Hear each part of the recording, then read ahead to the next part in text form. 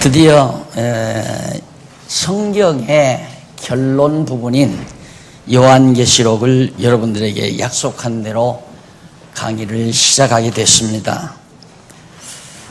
가능하면 차례대로 지금 요한복음 끝났으니까 사도행전, 서신서 그렇게 계속해서 차례대로 해드렸으면 좋겠는데 어떻게든지 금년 안에 가능만 하면 금년 안에 제가 쓴 교재로 강의를 끝내려는, 이것도 하나의 욕심인지도 모르죠.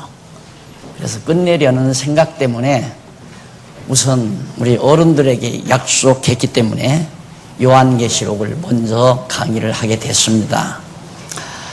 물론 결론 부분이니까 성경 전체 구약과 신약을 개략적으로 우리가 알고 결론을 들으면 더 명쾌하겠지만 그동안 그래도 산발적으로 여기저기 성경 내용을 강의 들으셨기 때문에 충분히 이해하는데 어려움이 없으리라고 생각을 해서 요한계시록을 강의하기로 마음을 먹었습니다. 모르긴 하지만 한 15시간 정도에서 계시록을 마무리해 드리려고 생각을 했습니다. 우선 교재는 9558페이지에 보시면 제5장 교회 승리를 통한 성취,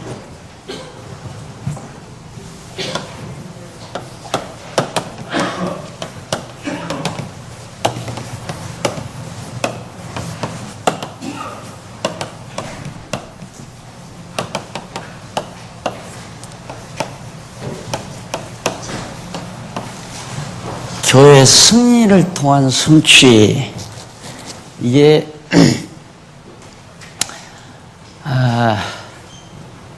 성령께서 예수가 그리스도라는 사실을 증거하기 위해서 예수님의 약속대로 오순절에 이 땅 위에 성령이 임하셨거든요. 그래서 그 성령께서 하시는 일은 뭐냐면 정말 너희가 십자가에 못 박아 죽인 예수가 바로 구약에서 언약된 그리스도이다라는 사실을 입증해 주는 것이 성령이 해가는 중요한 임무입니다. 그래서 예수님이 이 땅 위에 오셔서 부활 승천하신 이후에 성령이 임하셔가지고 제일 먼저 하신 일이 뭐냐면 교회를 설립을 했어요. 그게 사도행전에 나오죠. 교회 설립을 통해서 바로 예수가 그리스도이심을, 무슨 교회를? 그리스도의 몸된 교회를, 교회의 머리 되신 그리스도가 당신의 몸된 교회를 성령께서 오셔서 세우셨단 말입니다. 그래서 봐라, 그리스도의 몸된 교회가 서졌지 않느냐, 이것 보아서 예수는 그리스도임이 틀림이 없다. 그리고 세워놓은 교회를 양육을 시키고 또 무장을 시키고 투쟁케 해서 오늘 승리를 거두게 하는 거죠. 그러니까 사도행전에서 교회를 세우시고 그 다음 로마서 고린도전후 갈라디아서에서 양육을 시키시고 교회를 성장시킨다 이 말이죠. 그 다음 에베소, 빌립보, 골로새, 데살로니가 전후, 디모데 전후, 디도, 빌레몬 여기까지 해서 무장을 시키시고 교회로 하여금 튼튼하게 무장케 해서 히브리, 야고보, 베드로 전후, 요한 1, 3, 유다, 이 모든 유대주의와 세속주의와 적그리스도와 더불어 교회로 하여금 투쟁하게 만들어요. 그러니까 이 땅 위에 머무는 교회는 투쟁하는 교회거든요. 무엇과? 율법주의와 투쟁하고 그 다음 세속주의와 투쟁하고 그 다음 적그리스도와 투쟁하는 거란 말입니다. 이 투쟁기에서 결국은 다 교회가 패배하는 것 같아요. 다 패배하는 것 같은데 막판에 예수 그리스도께서 재림하셔서 최종적 승리를 거두심으로 아하, 맞다, 예수가 그리스도라는 사실이 확실하구나, 이것이 최종적 결론으로 딱 떨어지게 되어 있습니다. 그래서 오늘 부터 앞으로 한 10시간에 걸쳐서 공부하다가 보면 성경 전체의 윤곽들을 대충 우리들이 살펴보면서 요한계시록과 이렇게 비교해가면서 또 요한계시록과 함께 조화를 이루면서 마지막 최종적 성경의 결론이 마무리 지어지리라고 그렇게 생각을 합니다. 기왕에 이제 한번 공부하시려고 마음을 잡수셨으니까 제가 하시라는 대로 명령에 복종하는 건 아니지만 꼭 예습을 하고 오시면 좋습니다. 1시간에 한 장반, 그러니까 1장에서 2장 반까지 보통 장반 정도를 매주일 나갈 겁니다.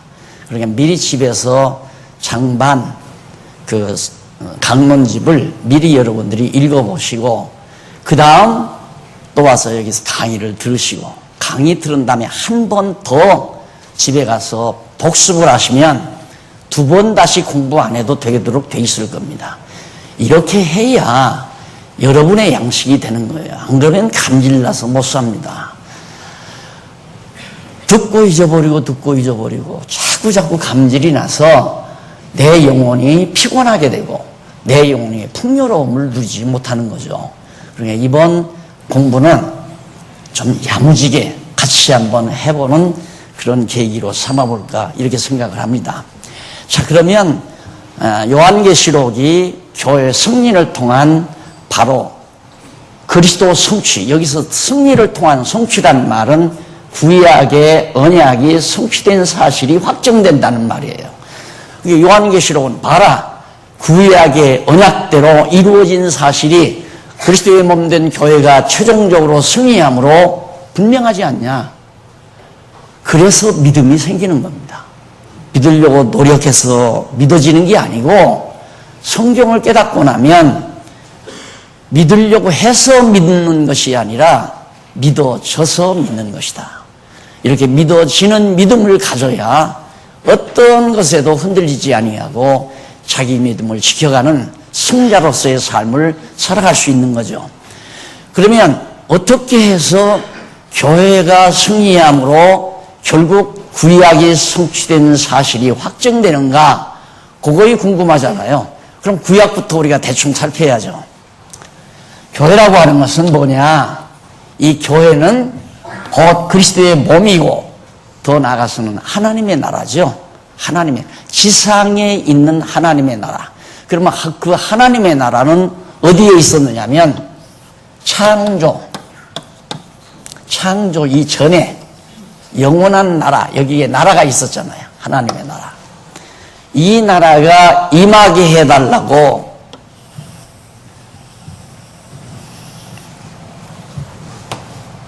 예수님께서 제자들에게 여기 하나님의 뜻으로 이미 이루어진, 하나님의 뜻을 따라 이루어진 하나님의 나라가 이 땅에 임하게 해달라고 기도해라. 뜻이 하늘에서 이루어진 것 같이 땅에서도 그 나라가 이루어지게 해달라고 기도해라. 제자들에게 그러면서 하늘에 계신 우리 아버지여, 이름이 거룩히 여김을 받으시며 나라의 임하옵시며, 여기 이 나라가 이 땅에 임해달라고 그래. 그 나라가 바로 교회란 말입니다. 그러니까 이 나라를, 영원한 하나님의 이 나라를 이 인간 세상 피조 세계에 계시하려는 것이 바로 우리가 살고 있는 이 땅이에요. 이 계시 세계라 이 말입니다.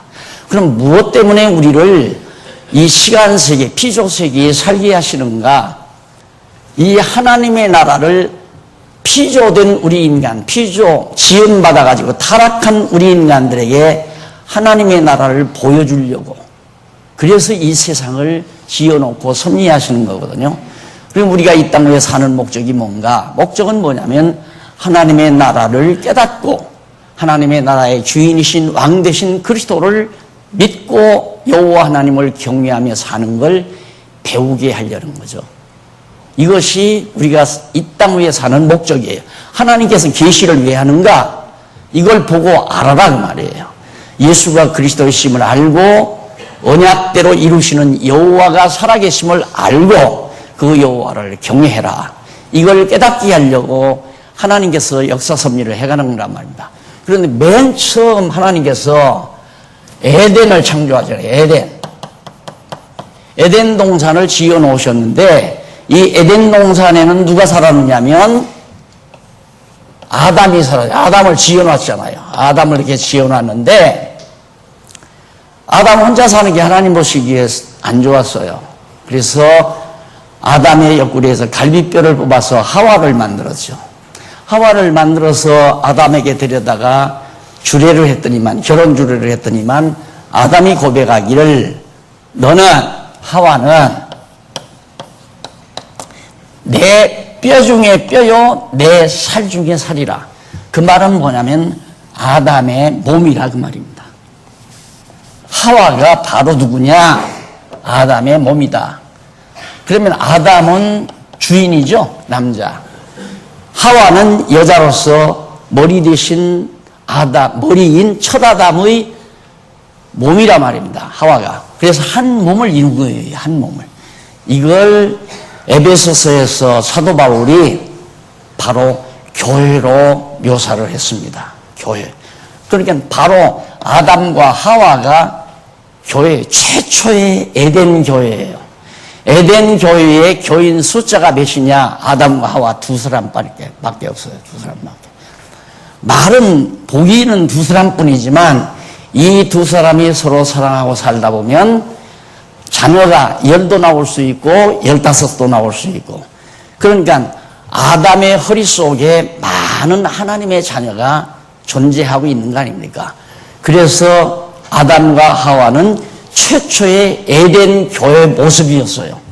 그러니까 아담은 머리이고 하와는 아담의 뼈와 살, 내 살과 뼈다 해서 몸을 이루고, 그래서 한 에덴 교회를 이루어 놨는데 이 속에 누가 작동을 했느냐면 뱀이 작동을 해요. 뱀이. 이 뱀이 뭐냐면 옛 뱀이요 마귀요 사단이죠. 사단. 뱀이 곧 사단이었단 말입니다. 하나님이 지어놓으신 들짐승 중에 가장 간교한, 아주 못돼 먹도록 가장 간교한 그런 뱀이 에덴 동산 교회를 침투하기 시작한 겁니다. 침투해서 누구부터? 하와부터 유혹해서 넘어뜨린 거예요. 하와가 넘어가 버렸잖아요. 사단에게 넘어가 버렸어요. 사단이 하와를 넘어뜨리고 나니까 하와가 누구를 넘어뜨리냐면 남편 아담을 넘어뜨려요. 그래서 하나님께서 맨 처음 에덴 동산에 가장 아름답게 세워놓으신 에덴 교회가 박살나 버렸습니다. 다 무너져 버렸다. 자, 어떻게 하나님이 세워놓은 에덴 동산을 이렇게 헐어버리셨을까? 자, 여기서 하나 명심하고 가실 일은 하나님이 왜 에덴 교회를 헐으셨을까? 헐으시고, 네, 세우시려고. 왜 에덴 교회를 헐으셨는가? 헐으신 다음 세우시려고. 세우시는 것이 둘째 아담 예수 그리스도를 통하여 바로 이 신약 교회를 세우시기 위하여 바로 에덴 동산의 교회를 하나님께서 헐어버린 거라 이 말입니다. 예, 첫 아담을 중심으로 세웠던 교회는 헐어버리시고 둘째 아담 예수 그리스도를 통해서 세우시는 이 교회로 하여금 최종적으로 승리케 하시려고 하나님께서. 그러면 왜 헐었다가 세우는가? 헐었다가 세우는 것은 하나님의 전능하심을 드러내기 위한 겁니다. 하나님이 살아계셔서 전능하신 능력으로 그리스도의 몸된 교회, 하나님의 나라를, 하나님의 나라를 하나님의 능력으로 무너뜨리기도 하고 세우기도 하는 전능하신 능력을 오늘 이 땅에 사는 우리들에게 보여줘가지고 그의 전능하신 능력을 찬양케 하려는 것이 바로 이 계시 섭리의 근본 목적이라 이 말이에요. 자, 그러면 여기서 이 정도 알고 나면, 하하, 다윗 시대, 솔로몬 시대, 이때 성전이 얼마나 멋있게 서졌습니까? 성전도 완전히 불로 다 망가뜨려 버리잖아요. 다 헐어버리잖아요. 왜 하시는가? 다시 온전한 것으로 하나님이 세우시기 위한 겁니다. 그래서 하나님은 헐었다가 세우시고 흩었다가 모으시고 때리시고 싸매시고 이런 섭리를 반복하시면서 하나님의 살아계심과 능력을 드러내는 역사를 해가신다 이 말이죠. 그래서 에덴 교회가 무너나고 보니까 완전히 세상은 완전히 엉망이 되어버리는 거예요. 죄가 가득한 세상이 되어버리는 거예요. 그 가운데 노아 시대까지 보니까 얼마나 죄악이 관영한지 의인이 한 사람도 없어요. 아무도 의인이 없어요. 그래서 노아에게 하나님이 은혜를 입혀요. 그냥 은혜를 입혀서 노아의 8 식구만 남겨놓고 다 물로 매장시켜버려요. 그러니까 노아의 8 식구 가정교회만 딱 남겨놓은 거예요. 에덴 동산도 하나의 가정교회였죠. 노아도 이제는 여기는 2 식구였는데 노아는 8 식구예요. 그러니까 하나님의 섭리로 볼 때는 2 식구나 남편과 아내가 있으니까 2 식구나 8 식구나 마찬가지예요. 이 둘이 살면 또 자녀들 태어나잖아요. 그래서 이 가정교회가 기본이란 말입니다. 이 노아의 가정 하나 살려놓고는 전부 다 죽여놓고 하나님께서 이 노아의 가정을 통해서 전 인류가 온 세상에 퍼져 살도록 하나님께서 언약하시고 그 언약대로 지금도 역사를 계속해서 진행해 가고 있는 거예요. 오늘 역사를 이어가는 모든 사람들은 노아의 세 아들 후손들을 세 아들을 통해서 퍼져난 번식한 그리고 생육하고 번성한 그 자손들이 오늘의 세계 역사를 이어가고 있는 겁니다. 그런데 노아를 통해서 이루어지는 노아 가정을 통해서 이루어지는 역사를 다 성경으로 기록하자고 한다면 아마 요한복음도 그렇게 말했지만은 다 쌓아놓을 곳이 없는 거죠. 그걸 다 기록하자면. 그래서 하나님께서는 노아의 8 식구 가운데 아들 가운데 셈의 후손이 나오죠. 셈의 후손에서 아브라함을 택합니다. 아브라함 하나를 딱 셈의 후손에게서 셈, 함, 야벳 세 아들이 나왔는데 함, 야벳은 버려두고 셈 자손에게서 아브라함 하나를 딱 선택해가지고 아브라함의 자손으로 하여금 나라를 이루어가게 하죠. 그래서 그 아브라함 자손이 400년 동안 애굽에 가서 종로로 돼요. 완전히. 그러니까 나라를 세워주실 양반이 애굽이라는 큰 나라의 종로를 하게 하나님이 만든다 이 말입니다. 그래 놓고는 해방시켜서 가나안 땅에다 데려왔잖아요. 가나안 땅에 데려왔는데 백성들이 하나님을 잊어버리고 자기들 소견이 옳은 대로 자꾸 사는 거예요. 왜? 여전히 다 타락했기 때문에 인간의 타락성이라고 하는 것은 가장 쉽게 분별할 수 있습니다. 내 생각대로 하려는 것이 타락성이에요. 내 생각대로. 내가 좋은 대로 하려고 하는 것이 전부 타락성이에요. 그럼 뭐냐?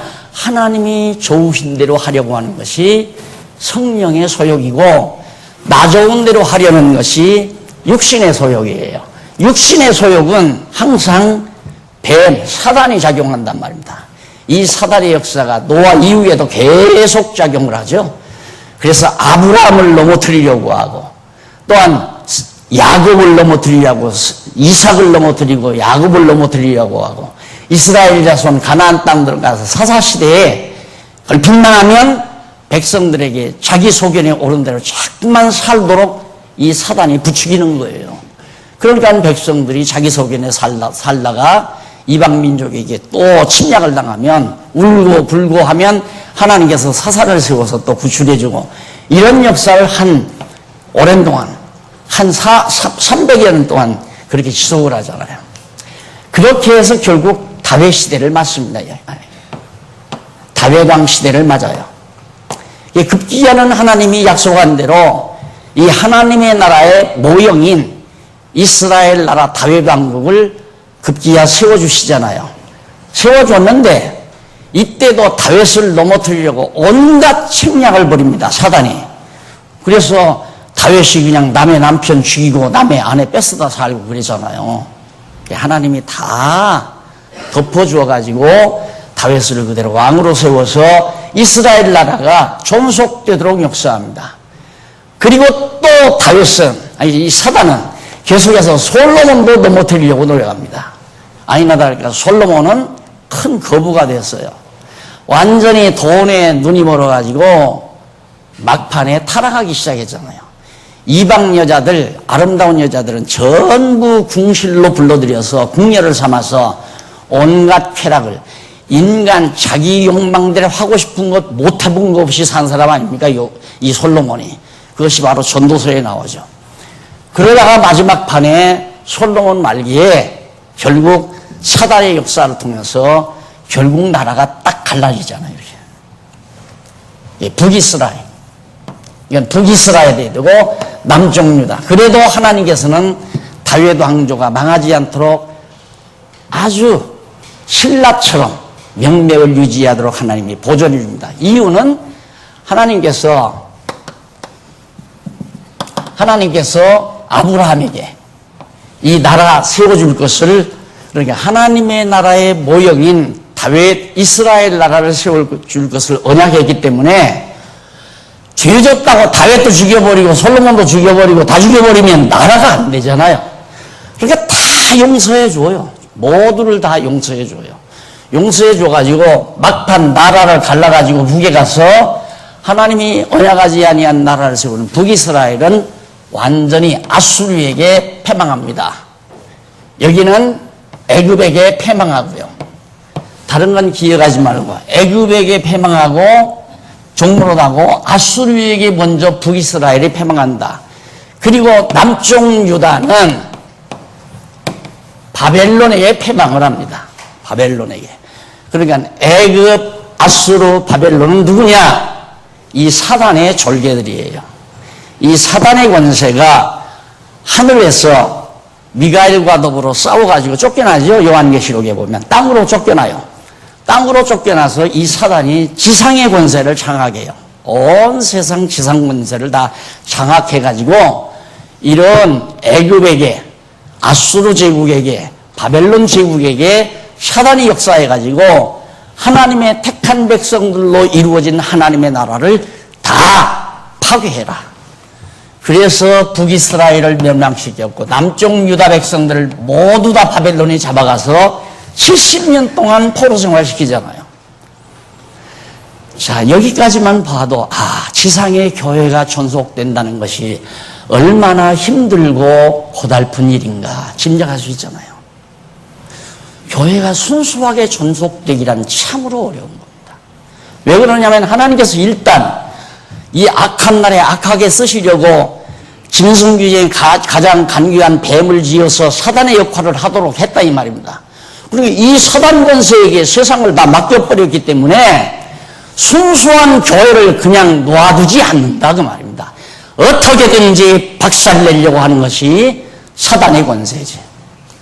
그래서 겨우 이때 하나님께서 고레스를 통해서 이스라엘을, 남쪽 유다 다윗 왕조를 회복시키려고 파사죠. 이 파사가 바벨론을 쳤잖아요. 그 파사가 승리하고선 파사왕 고레스 왕이 이스라엘 유다 백성들을 다 고토로 예루살렘으로 다 돌아오게 했단 말입니다. 돌아왔어요. 돌아와서 성곽을 짓고 성전을 짓고 제사를 회복하고 했는데, 그 다음 파사 다음에 헬라 제국이 나타나죠. 헬라 제국이 사정없이 이스라엘 백성들이 제사 드리는 걸 막 방해하고, 파사 때도 물론 그랬지만 헬라 제국 시대에 굉장히 핍박이 많았습니다.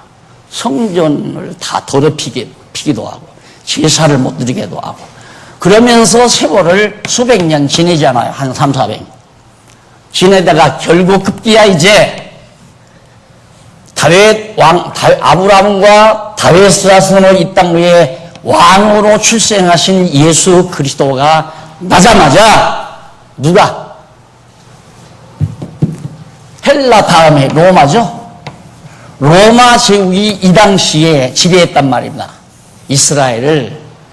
그리고 로마 제국이 예수를 십자가에 못 박아 죽여. 네가 유대인의 왕이냐? 그러니까 그렇다.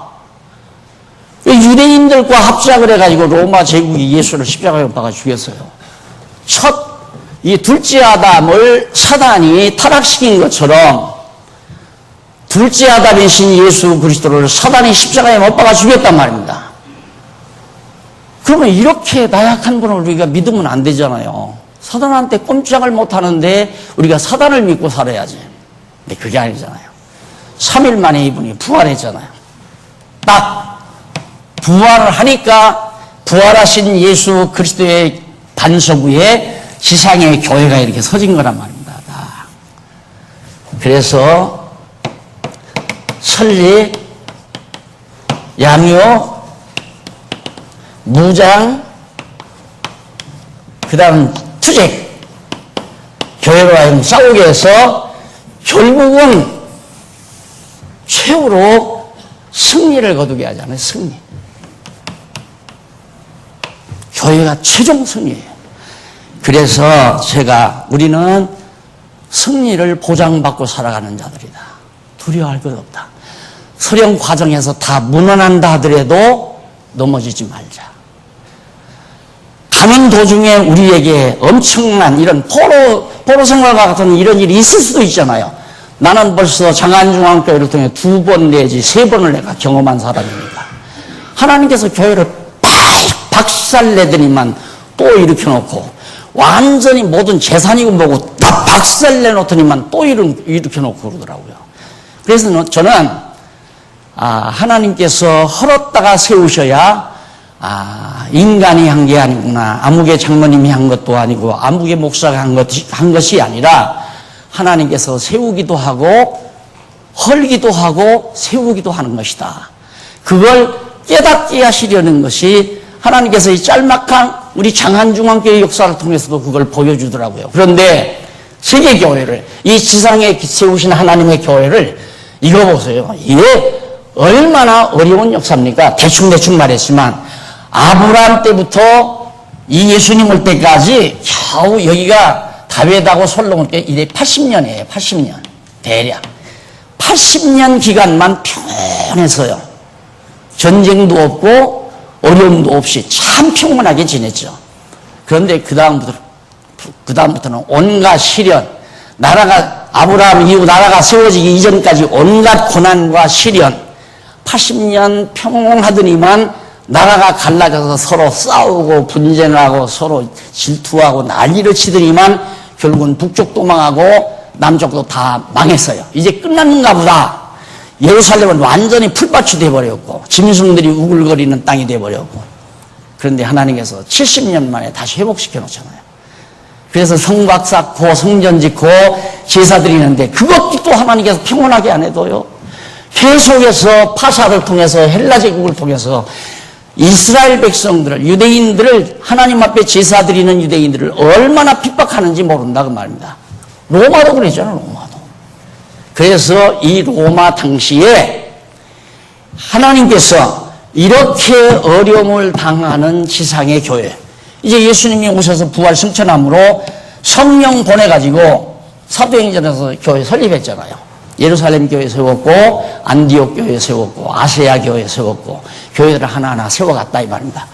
그런데 그 교회들을 계속해서 길러가는데, 말씀으로 무장하고 길러가는데 싸움이 벌어지는데 보통 싸움이 아니라 말입니다. 로마 제국이 딱 큰 권력을 가지고 기독교를 핍박하는데, 여러분 아시다시피 주 70년, 70년이라고 합니다. 설립해서 얼마 안 됐을 당시에 70년에 예루살렘 성전을 다 불태워버렸잖아요.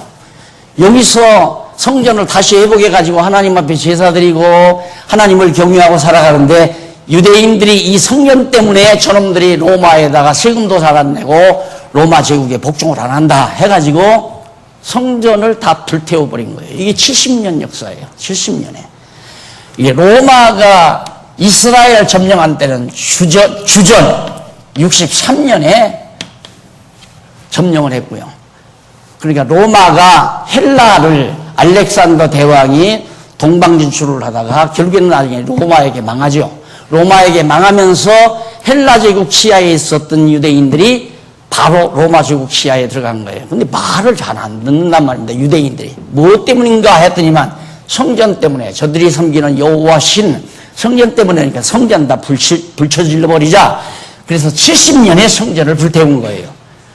그러니 이 이후에 환란이라는 게 얼마나 극심하겠습니까? 다 잡아 죽여요. 스데반 목 돌로 때려 죽였죠. 그리고 야고보 목 잘라 죽였죠. 복음을 전하는 사람은 다 잡아다가 죽인다 이 말입니다. 다. 그래서 사도 요한이 예수님의 제자 가운데 가장 어린 사도 요한이 끝까지 이 당시까지 살아있는 거죠. 이 당시까지. 70년 이전에 바울도 죽었고 베드로도 다 죽었어요. 그 이전에 벌써. 그런데 사도 요한은 그 이후에 계속 나이가 어렸기 때문에 예수님의 제자로서 끝까지 살았단 말입니다. 살았는데 사도 요한 가만 놔두려고 그러겠어요? 잡아 죽이려고 하죠. 그러니까 사도 요한이 반모라는 섬이 어디 있냐면 소아시아, 지금 터키 땅이죠.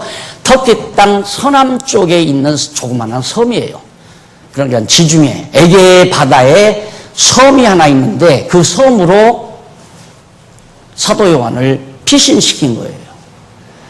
가서 사도 요한이 안 죽으려고 피신 가서 앉아 있는데 그때 하나님께서 성령으로 그때가 언제냐면 95년입니다. 95년. 대개 96년이라고도 하고 95년이라고도 하고. 이 무렵이니까 성전이 다 무너진 이후 약 25년 동안 얼마나 교회에 대한 핍박이 극심했겠느냐 이 말이에요. 근데 교회는 뭘 기다리고 있느냐 하면 분명히 예수님 살아서 승천하시면서 하늘 쳐다보지 말라고 천사가 얘기했잖아. 하늘 쳐다보지 말라. 너희들이 지금 보고 승천하시는 분은 장차 본 그대로 다시 이 세상에 오신다. 이걸 유일한 소망을 가지고 지금 95년도까지 참고 견디면서 살아왔다 이 말이에요. 그런데 예수님은 강강 오시지 않는 거예요. 핍박은 극심하고 밥 먹고 살기도 힘들고 때로는 붙잡히면 붙들려 가서 두들겨 맞고 이런 극심한 고난을 바로 누가? 이놈의 사단이. 그 사단의 역사는 이 세상에서 끊일 날이 없는 걸 아셔야 됩니다. 우리가 성경을 통하여 야 이거 내가 생각하는 게 잘못됐구나. 성경에 기록된 하나님의 뜻을 따라 생각하고 살지 아니하면 자연스럽게 사단이 우리한테 주는 마음으로 나는 생각하고 판단하고 말도 하고 그렇게 살 수밖에 없는 게 우리예요. 왜? 사단은 우리 욕심을 부추기거든요. 내 욕심대로 살고 싶고 내 생각대로 살고 싶고 내가 잘나고 싶고 내가 누군가를 지배하고 싶고 내가 누구보다도 더 부자로 살고 싶고 이런 생각이 전부 사단이 가져다 주는 생각 아니에요. 여기 에덴 동산에서 이 사단이 하와를 꼬일 때도 뭐라고 합니까? 너 나 하라는 대로만 해봐. 눈이 밝아서 하나님과 같이 똑같이 된다. 여기에 쏘아가지고 자기 좋게 한다니까 얼른 따먹어버렸잖아요. 선악과를. 그래서 나가는 것처럼 사단은 언제나 내 욕심을 불러일으켜요. 그러니까 어떻게 성령의 소욕과 육체의 소욕을 어떻게 분별하는가? 지금 내가 생각하고 있는 것이 내 욕심을 채우기 위한 건가? 그렇다면 이것은 사단으로부터 조종받는 생각이에요. 아니야. 이건 내 욕심이 아니야. 하나님의 선하신 뜻을 이루고자 하는 생각에서 하는 거야. 그건 성령의 소욕이죠. 근데 그 성령의 소욕은 내가 일부러 찾는다고 찾아지는 게 아니라 성경을 상고하지 아니하면 성령의 소욕에 대해서 생각이 안 나요. 왜? 항상 우리는 내 생각만 하고 사니까. 여러분 거리를 다니면서 차를 타고 가보세요. 야 나도 저걸로 바꿀까? 외제 승용차가 옆으로 쌩 하고 달려간다. 기분이 팍 상하잖아요. 야, 이거 나도 저 승용차 저걸로 바꿀까? 이것부터도 벌써 내 욕심물로 일으키는 거야. 전부가 백화점을 가서 아이쇼핑이라 해도 야, 이 다음에 와서 돈 가지고 가서 저거 사서 입을까? 전부 자기 좋은 생각 쪽으로만 항상 우리 하고 살잖아요. 그러니까 지금처럼 여러분들이 성경을 공부하고 하나님의 말씀을 성경을 상고하지 아니하면 그건 백발백중 인간의 욕심의 기초에서 생각하며 살 수밖에 없는 거예요. 어떻게 하면 내가 건강을 유지해서 오래도록 잘 먹고 잘 살 수 있을까? 그런 생각도 전부 육체의 소욕에 속한 거 아니에요? 예? 아, 나 사는 기간 하나님이 딱 정해놨다는데 믿고 그냥 즐겁게 하나님 경외하면서 하나님 찬양하며 살아야 되는데 그게 아니란 말입니다.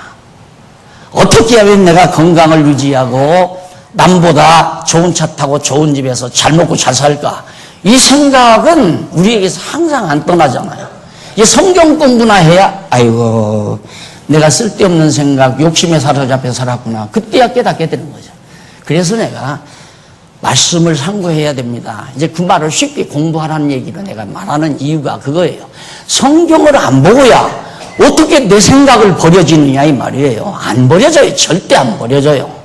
기어코 저 사람 이겨먹고 싶고 저 사람 보복하고 싶고 절대로 내가 저 사람한테 뒤떨어지지 안 하고 싶고 이런 기본적 생각으로 내 마음속에 꽉 차 있는데 그냥 생각하면 그 생각이 앞서 나온다 이거예요. 이 성경을 읽고 배워야 야 내가 어리석은 생각을 하는구나. 내가 오래 산다고 노력해서 오래 사는가? 내가 잘 산다고 노력해서 잘 살 수 있는 건가? 내가 미워한다고 해서 저 사람도 하나님이 저 사람을 미워하겠나? 그래서 미움도 사라지고 욕심도 사라지고 그래서 마음의 평안이 오고 하나님께 대한 찬양과 감사가 계속 우러나오게 되고 그 생활이 곧 경건 생활이라고 그러잖아요.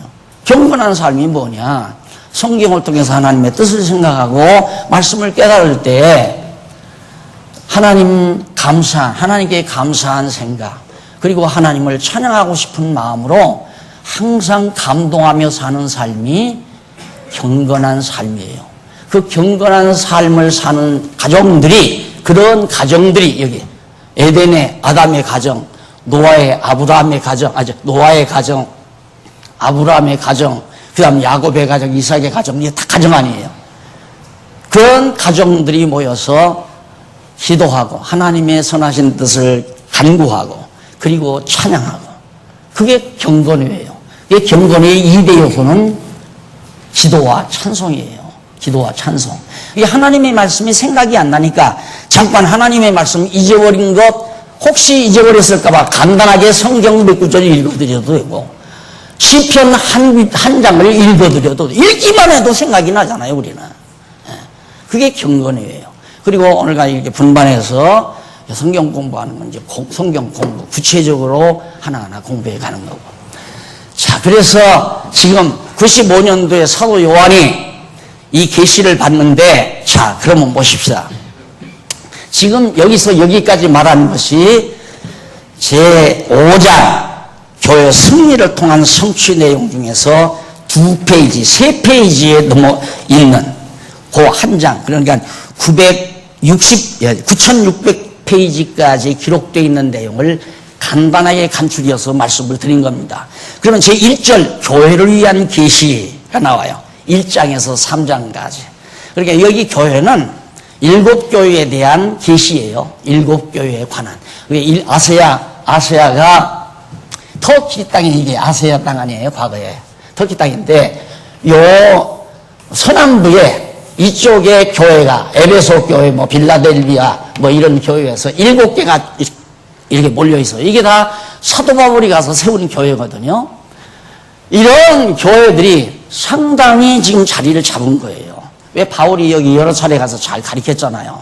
그러니까 잘 견디는데, 이거 예수님 승천하신 이후로 33년에 승천했다 하더라도 지금 95년이면 아니 지금 50년이 넘어도 예수님 강감 안 오신단 말입니다. 재림을 안 한다 이거예요.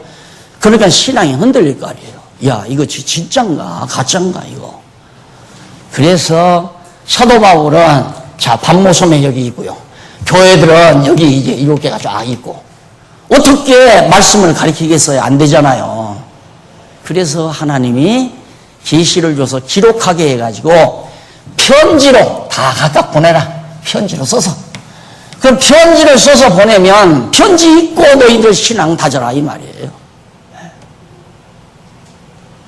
자, 그렇게 해서 계시가 주어지는 것이 3장까지 주어지는데 1장 1절로 20절까지는 어떤 내용이냐면 전체 계시의 서론입니다. 요한계시록 22장까지 전체 계시에 대해서 서론적으로 하는 얘기인데 우선 1장 1절로 8절은 축원을 해요. 사도 요한이 축원을 하면서 뭘 약속하냐면 재림을 약속해요. 여기 재림한다 했으니까 장차 예수님 반드시 재림한다. 의심하지 말라. 재림 반드시 한다. 아직 때가 안 됐으니까 재림을 안 하는 것뿐이지 예수님께서 승천하시면서 내가 본 그대로 다시 온다고 약속하신 그 언약은 반드시 이루어질 테니까 걱정하지 말라. 그런 내용이 1절로 바로 8절까지 나와 있는데 먼저 1절로 5절까지 5절 상반절까지는 경위를 알려주며 축원합니다. 어떻게 해서 이 계시를 하나님께서 사도 요한에게 주었는가, 계시를 하게 된 경위, 그 과정을 쭉 설명을 해요. 그건 여러분들이 읽어봐도 쉽게 알 수 있는 것들인데 그 내용에 대한 구체적인 것들은 여러분들이 집에 가서 자세히 읽으면 좋겠고요. 중요한 것은 1절로 3절에서 이쪽 9563페이지 나오죠. 1절로 3절에 보면 반드시 속히 될 일을 지시하여 때가 가까운 것을 알려줍니다. 반드시 속히 된다. 예수님 재림은 앞으로 반드시 재림하시지만은 그 외에 아주 속히 될 일이 있다 이거예요. 그게 뭐냐면 70년에 성전이 다 불타버렸잖아요. 그런데 132년 복잡하죠? 이게 중요하니까 132년 132년이면 앞으로 미래안에 사도 요한이 여기 95년이니까 적어도 한 38년 정도 지나서 될 일이죠. 이거 속히 될 일 아니에요? 반드시 된다 이거. 정해져 있으니까. 이게 어느 때냐면 예루살렘 전체가 다 회파되는 때예요. 예루살렘 도성을 완전히 로마 제국주의자들이 쑥대밭을 만드는 때예요. 이때가 이스라엘 민족의 역사가 완전히 멈추는 시기입니다. 이때가 곧 온다. 그러니까 이것 좀 이 사람들에게, 이 아시아 7교회 성도들에게 알려주기 위해서 지금 하나님께서 지금 사도 요한에게 일러준 거란 말입니다. 그런데 놀라운 것은 우리는 이미 지났잖아요. 132년 지나서. 진짜 132년에 예루살렘이 전부 함락돼가지고 이때 유대인들이 만방에 다 흩어진 거예요. 전부 도망가가지고 살아남은 사람은 도망가고 남은 사람은 도망을 치고 거기 있는 사람은 다 잡혀서 살육을 당하고 이렇게 해서 유대인들이 완전히 나라를 잃어버리고 정말 극단적인 어려움을 132년에 주 132년에 당한 거거든요. 이 일을 꼭 알려줘야 되기 때문에 그러니까 지금 너희들이 지금 힘들다고 하지만 앞으로 더 큰 재난이 온다. 어느 분이 절대로 그래요. 성경 공부하면 무섭대요. 무서워요. 근데 저도 그래요. 저도 이게 성경 강론을 쓰다 보면 막 두려워요. 내가 정말 하나님의 뜻 가운데서 말씀 가운데서 제대로 지금 살고 있는 건지, 내가 지금까지 살아온 것이 정말 하나님의 섭리 속에서 내 욕심 채리기 위해서 나 좋은 대로, 나 즐거운 대로 살았는지, 정말 주를 위해서 주님의 뜻을 따라서 살았는지, 그걸 생각하면 두렵고 떨린다 이 말이에요. 왜? 너무 사정없이 하나님께서 교회를 박살내니까. 너무 사정없이 박살내잖아요. 저는 작게라도 그걸 겪었거든요. 허리끈 졸라매면서 막 정말 전략하고 전략해서 어떻게 모아가지고 어떻게 전셋집이라도 하나 만들어놨네. 완전히 다 바닥내버리잖아요. 완전히 다. 그래서 나는 그때 목회 안 하려고 그랬어요. 지금도 목사 안 하려고 하는 이유가 그겁니다. 난 목회 안 한다. 하나님이 다 헐어버리는데 뭐 하러요? 그런데 또 이렇게 놨잖아요. 또. 근데 또 이렇게 해놨는데 또 이렇게 놨다고 해서 영원 장생할 건가? 이게 나의 관심사죠. 정말 하나님이 세워놓은 장안중앙교회가 정말로 복음을 위해서 아름답게 일하고 살도록 하나님이 보존해 주실 것인지, 안 그러면 하나님께서 또 할 수도 있잖아요. 그러니까 이런 것들이 다 인간적으로 생각하면 두렵다고 말이에요. 그래서 결국 132년에 에베소 교회도 다 무너나버려요. 에베소 교회 탐사 갔을 때 갔었잖아요. 가서 봤던 에베소 교회는 그때 바울이 세운 에베소 교회가 아니에요. 이거 무너난 다음 이 4세기죠. 4세기 영 콘스탄틴 황제가 기독교를 공인하면서 가장을 하는 거예요. 나는 예수의 충성자다. 이거 가장하기 위해서 전부 로만 캐토릭 천주교당을, 천주교 성당을 전부 세워놓은 거예요. 에베소 교회 가보니까 성당을 세워놨더라고요. 근데 교인이 없으니까 소녀가 그 입장료 받아놓고 있더라고요. 가서 아유 부잣집 가서 개노릇이라도 차라리 해라. 그 입장료 받아서 수녀들이 먹고 사는 짓을 하고 있더라니까. 그게 처절한 교회 모습이에요. 하나님이 사정 없어요. 사정 없어요. 그렇게 교회를 헐어버리고 그럼 어떻게 할 건가? 마지막 예수님 올 때는 한 사람도 예수 믿는 사람이 없다니까. 믿는 사람이 하나도 없어져 버려요. 그렇게 만들어 놓고 주님이 오신다고 말이에요. 두렵잖아요. 그런 일 생각하면 내가 지금 믿음을 가지고 산다는 것 자체가 얼마나 행복한 일인가. 이 생각을 하게 되고 요한계시록을 배우다 보면 아직도 역사가 많이 남아있어요. 역사가 많이. 이방인의 역사도 많이 남아있어요. 어쩌다가 이 세대에 우리를 태어나게 했나. 이런 생각만 해도 행복할 수밖에 없죠. 행복할 수밖에 없는데 그렇게 해서 하나님께서 반드시 속히될 일을 지시하며 때가 가까운 것을 알려주면서 넘어가 보면 1564페이지 거기 가보면 어떤 내용이 반드시 속히 될 일을 그 종들에게 보이시려고. 근데 여기 되리라는 말, 반드시 속히 되리라는 말, 되리라는 말은 자 예수님 오시기 전 63년에 일단 유대인들이 지금 피해를 입잖아요. 로마 제국에 정복을 당하잖아요. 이미 정복을 당했고 그 다음 또 70년에 환란을 당했고 지금도 계속해서 당하고 있고 앞으로도 반드시 당하게 될 그 말이에요. 환란이. 그러니까 이 당시에 사도들은 계속해서 환란 속에서 살았다니까. 내가 아무리 봐도 내가 바울보다 훨씬 못난 사람인데 바울은 그 당시에 석학이에요. 나는 바울만 못하잖아요. 부잣집 아들이었고 로마에 가서 대단한 그 당시에 동서양의 모든 학문을 섭렵해 석학이란 말입니다.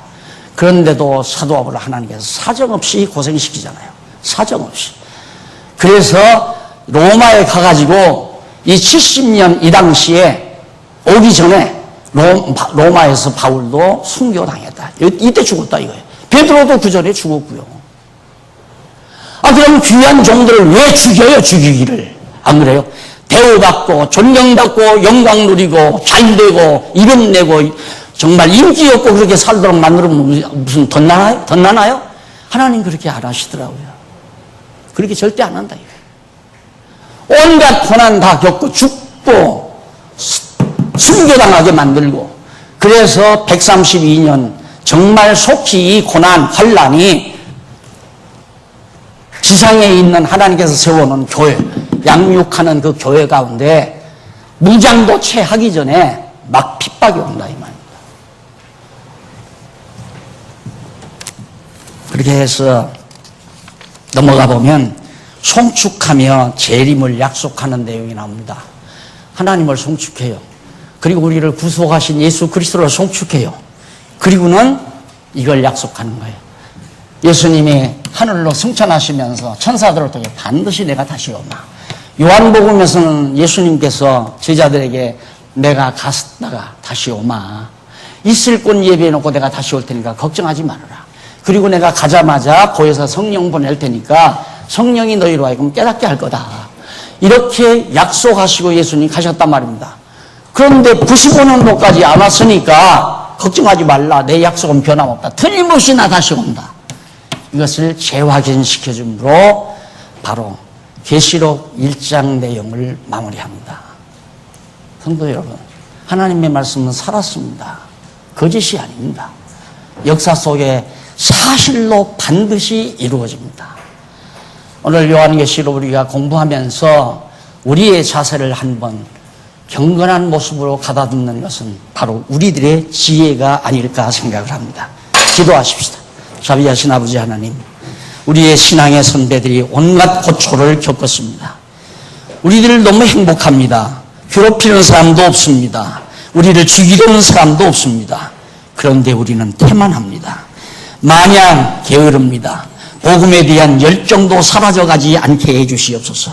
오직 주를 위하여 죽기까지 충성할 수 있는 믿음도 우리 각자에게 허락해 주시옵소서. 예수님 이름으로 기도드립니다. 아멘.